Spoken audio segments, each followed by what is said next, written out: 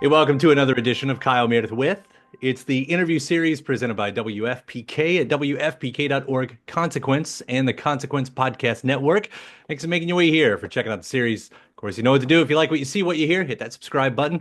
I put out new interviews just like this one every single week. It's a great way to keep up with all of your favorite artists. And one of those favorites I'm excited to have, Sam Jaeger, is here. Hello. Hey, how are you? I'm well. Good. Welcome. It's so nice to see you on here. And especially with everything it seems like it's going on right now. We got Wolfman out, we got Handmaids coming up. You feeling busy?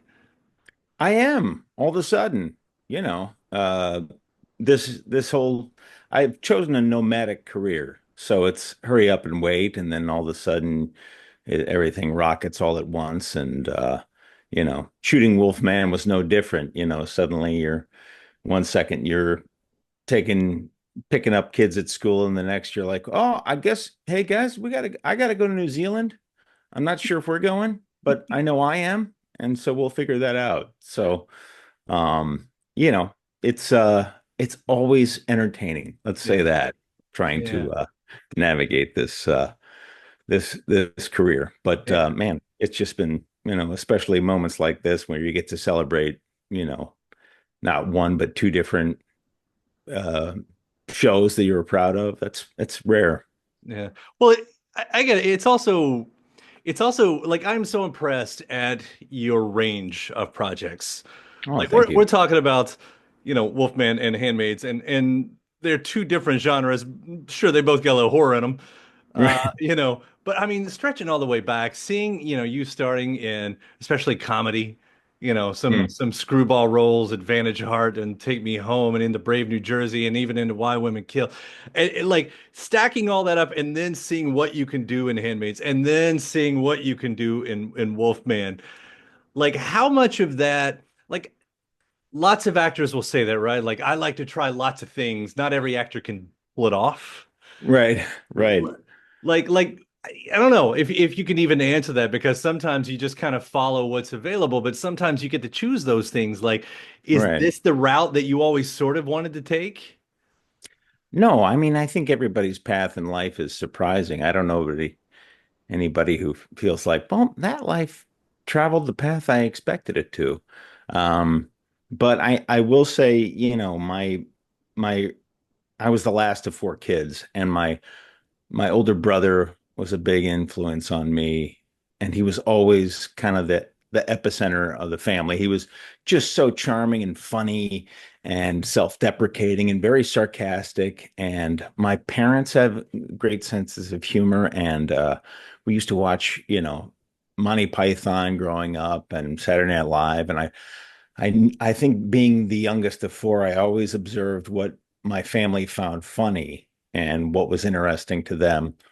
And so I always just have I always kind of approach comedy the same way I try to approach Handmaid's Tale or Wolfman, which is the specificity, the nuance of what makes this moment interesting or unique, and how can I approach it in that way. And I think, yeah, I don't really I don't have a preference of what genre I'm in. I just like being around people who are good at what they do and like doing it. And luckily I've been fortunate to be around a lot of those kinds of people. So, Yeah. yeah. It's funny, even so in Wolfman, like like for you not to get typecast, coming out of Parenthood, I think that would have Right. been really. It's like, oh, here's the really earnest, nice guy, or something Right. like that.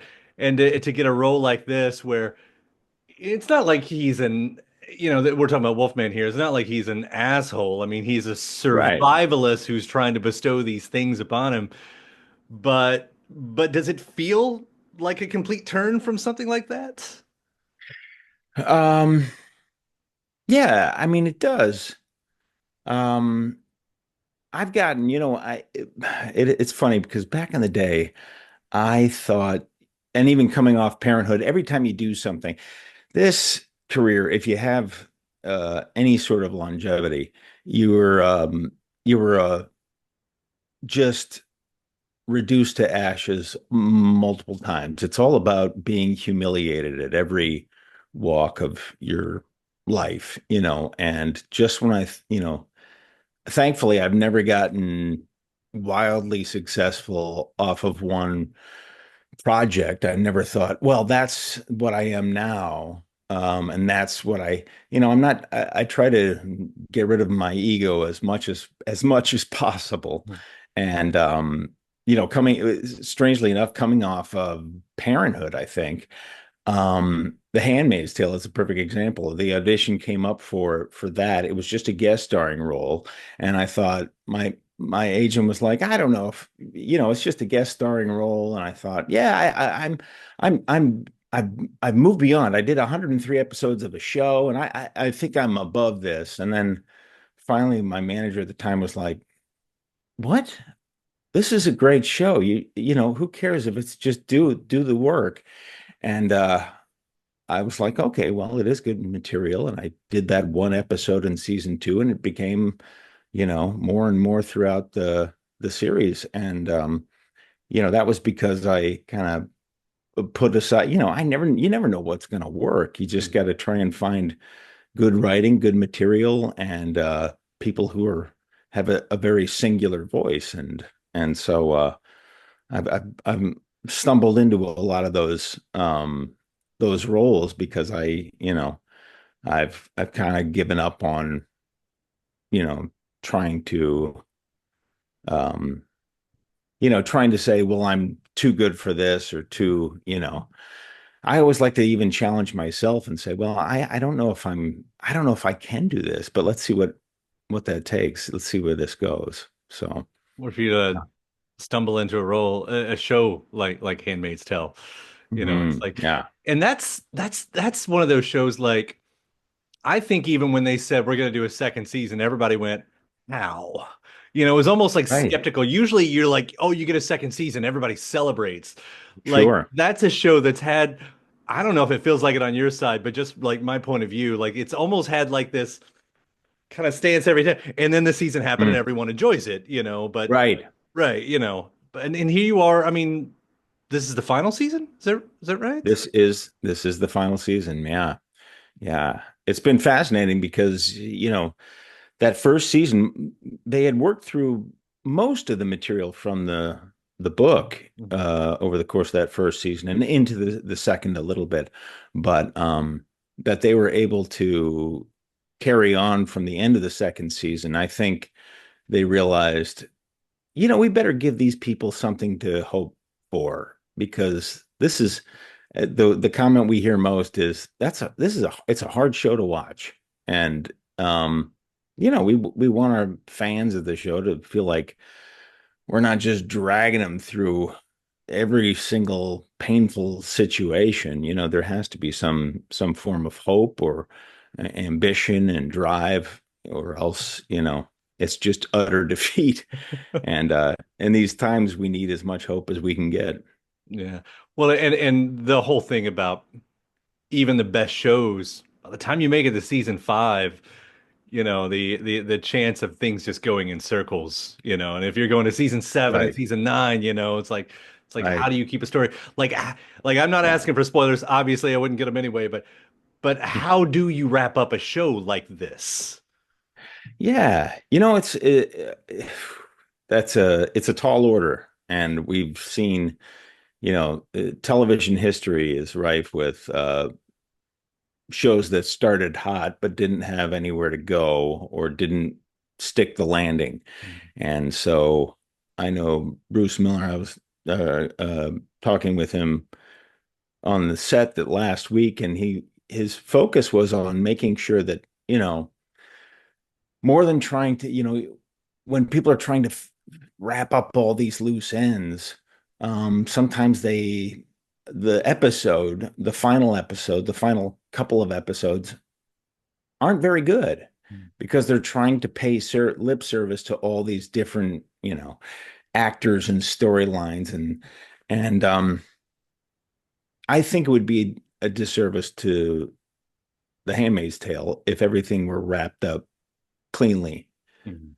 Um, it's not what the nature of the show is, and we know that, if everything ends hunky dory, um, that's not in service to what Margaret wrote originally. It's a cautionary tale, and so it's a it's it'll be an amazing finish to this series, and but thankfully they had the smarts not to try and dot all the I's. Not a happily ever after type of a show. It's No, not exactly. But that's not to say it's, there is, the one thing we've learned is there is people who strive to do right, to make amends, even in the face of so much oppression and um, sorrow. I think that's where Handmaid's Tale really achieves its best best shows, the best tone is showing it, giving this visceral world, but also offering some things that we as fans want to cheer for. So and yeah, it's what that show meant when it came out, knowing that the book decades older, but what the show right. meant when it came out and what was happening in the country, what's happening in the country now, and just that arc. I mean, that's Mm, perfectly timed in all the worst ways, I guess is what I'm trying to say. right. Right. It's Yeah, we at the end of last season even, and it's even more so true now, we we don't we didn't plan to be relevant, Mhm, and we wish we weren't, mhm. but here we are. And you know, you got to keep fighting the good fight, I guess. So on the lighter side of things, you're also in a movie where a man wolf rips apart some people. Yeah, that's fun. Yeah. But seriously, Wolfman, talking For a about, much more what's that? on the lighter side, On the lighter side. yes, let's Yeah, talk about a man who basically disintegrates in front of his family's eyes. Yeah. yeah. But that's, we talking about how things, stay relevant. And here we are. We have the Monster series, and backing Right. up, with Invisible Man a couple of years ago, a few years ago. But now to have this, I mean, one of those broad questions I know, but why do we keep caring? Because again, Wolfman Yeah. gets announced and we're like, yeah, cool. Another one. Let's do this. Let's do this again. Well, I think that's always what you just said is one of my favorite questions to ask whenever I take on a role or whenever I write a story. It's why do we care? Why do we as an audience care? Why does, and thankfully coming from Ohio, my family back home, I always think, why would my brother care about this story? Why would my sister in Illinois care about this story? And it has to have some resonance. you know, it's okay to make personal stories, as an artistic venture, but when you're trying to make mass media and do it as artfully as The Handmaid's Tale has done it, or, with Wolfman, you're trying to figure out why would anybody sitting down want to watch this? And for the Wolfman, it's very much a story about a family disjointed, isolated, and the changes particularly one of them goes through during this isolation. And it's not hard to extrapolate from that.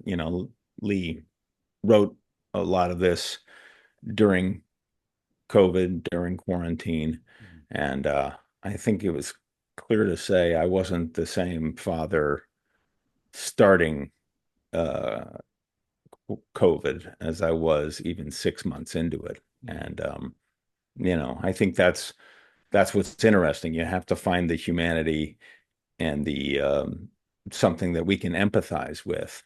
And I think Lee did that.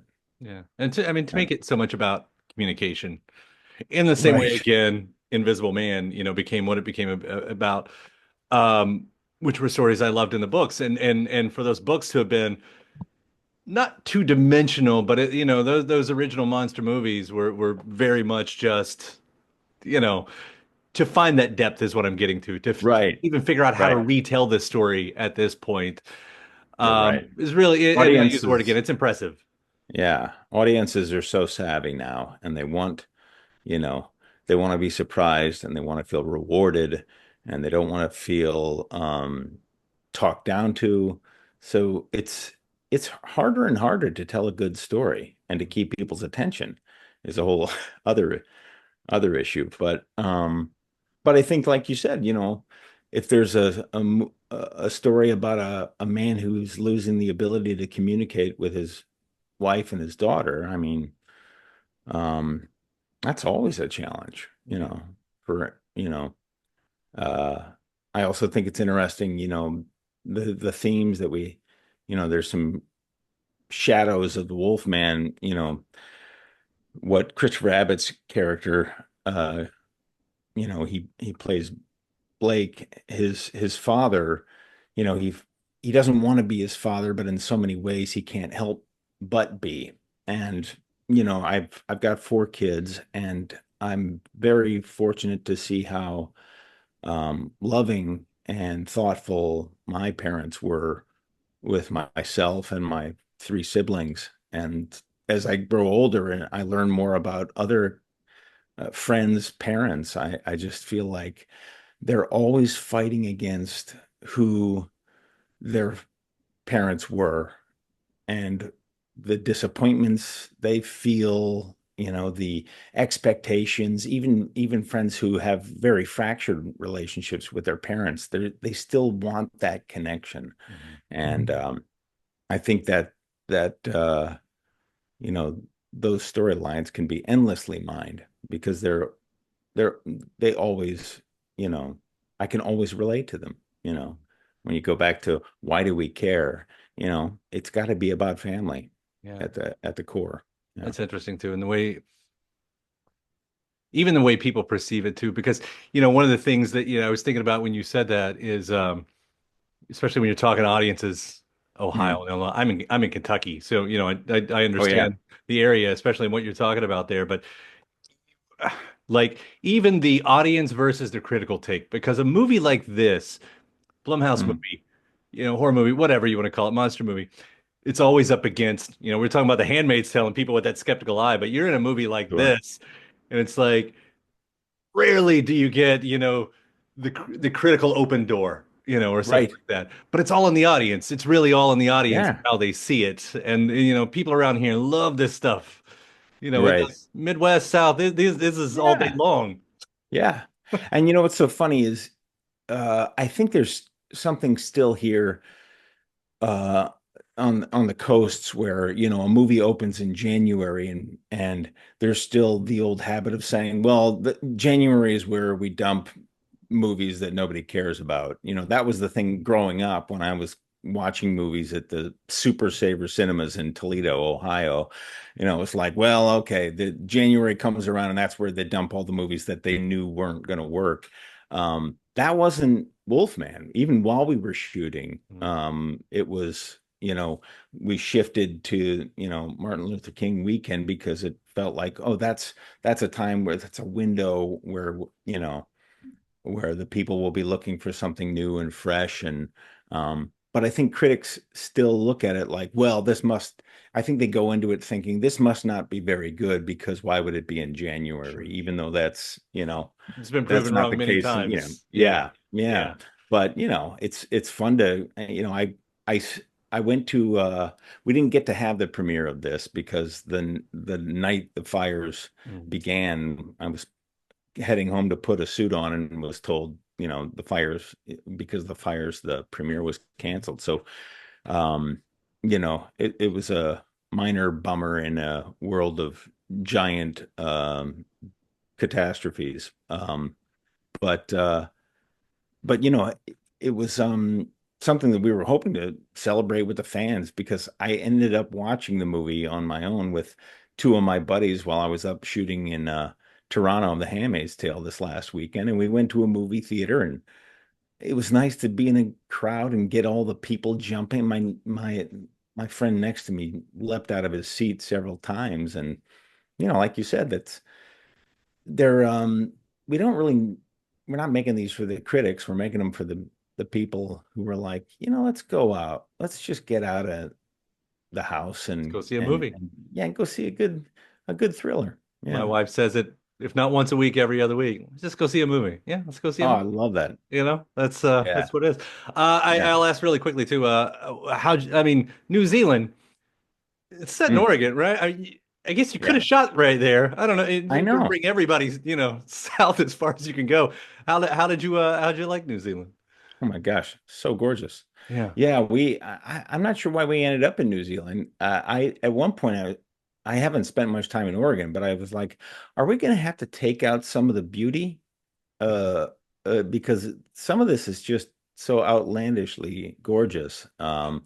That thankfully, Oregon is equally beautiful, but I think it just worked out that way. But some of the places we shot were Middle Earth. Mhm. I came around a corner one time and I was like, why do I know this place? And it was where one of the two towers stood in the original trilogy. And so you can tell by the mountains in the background of where we were shooting that that was the case. So there's no shortage of great artists working in New Zealand, and but also it just felt unbelievably isolating, Mhm. especially the outdoor scenes we shot. And I feel like you can you get that sense when you watch the movie that it doesn't feel like it was all built in a you know metropolis, and then they put all this in post. It's a lonely place, unbelievably beautiful and harrowing, lonely place to be. And so I think that impacts I like the tone of the movie. I'll Mhm. say that And it's to not the like you're ever in the neighborhood. Like I'll stop by no, New Zealand while we're over there. It's no, exactly. No, exactly. Yeah, it was pretty stunning. I was so lucky to I had worked there. I had worked in New Zealand 8 or 9 years ago on a pilot, and didn't really have the chance to explore it because we had a 5-month-old at the time. And so to go there on my own, I felt like, I've got a rental car. I really need to, I mean, for all the for like my brother who's in Ohio in Mhm. you know, the dead of winter, I better go out and drive around this beautiful country, or else, what's the point of becoming a nomadic artist if I don't Right. get to explore and take advantage of some of the beauty we're able to see? Yeah. It is beautiful. And Yeah. um Oh my and I can't gosh. wait Have to you have see. you been No, to no, no. I'm Oh my saying gosh. what it looks like on film is beautiful. Yeah. Oh I'm never in the yeah. neighborhood. No one's ever called Oh, me and said, "Come down. We're going to do oh this interview yeah. in New Zealand." That's, Yes. It doesn't disappoint, I'll say that. I have a It's friend. I have a friend who's from New Zealand. The oh yeah. Kiwi as she goes by, of course. And that's my only connection down there. But Yeah. yeah, They're good people though. They're yeah, they're really, yeah, amazing people to work with and yeah. just to be surrounded by. So Looking forward to this last season of Handmaids as well. And I love seeing you all this stuff. I was like going through the thanks. roll call of your films. It's like I didn't even like Catch and Release with Kevin Smith, who's on the show every now and then. And you worked Oh with Mark yeah. Ellington at one point Oh when my Henry Poole is gosh. here. Mark Ellington, one of the great music video directors of all time. Yeah, yeah. Yeah, yeah. Yeah. It So was so funny. I was thinking about Kevin Smith this weekend because I remember when we were shooting Catch and Release, he at the time we were shooting, we came in on a Monday morning. I go, "Hey, what'd you do this weekend?" He goes, "Oh, I went and saw Fantastic Four." I was like, "How was it?" He goes, "Totally watchable movie." And I was like, "Is that good or is that just?" But I love that was like what a fan. Like yeah, it's a totally watchable movie. It's not like, you just go and you watch it. And mhm. I was able to sit through it. I think that's what he meant. And I That was was like, it. yeah, And that's a he's such movie. a high bar Okay. on the Yeah. on the comic nerd stuff. It's Oh, like. By totally. the way, you've got a good impression of his voice right there. That was really spot on. A Oh totally watch yeah. the movie. I Yeah. had plenty of time to study him. He was a great guy. So Man, funny. thank you so much for taking the time to talk about it today, Wolfman and Handmaids and everything else. It's seriously been a pleasure. Oh, thanks so much. I really appreciate it. And thanks to my guest. Also, thanks to you for checking out the episode in the series. Before you get out of here, hit that subscribe button. Again, you get 3 brand new interviews every single week, new one every Monday, Wednesday, and Friday. at right here on YouTube, or of course anywhere in podcast land, including iTunes, Apple Podcasts, Spotify, Podchaser, NPR, or WFPK.org as well. A great way to keep up with your favorite artists and discover new ones as well. Then after that, actually head over to WFPK.org. That's where I do a show Monday through Friday, 6 p.m. Eastern. It's an hour full of song premieres, music news, anniversary spins, bonus interviews, Monday through Friday, 6 p.m. Eastern at WFPK.org. Consequence has your music and film news. You can also find me on the social media spots, Facebook, Instagram, mostly on Twitter. All three of them, the address is at Kyle Meredith. Do hope you like and follow along. That does it for another edition. I'm Kyle Meredith. I'll see you next time.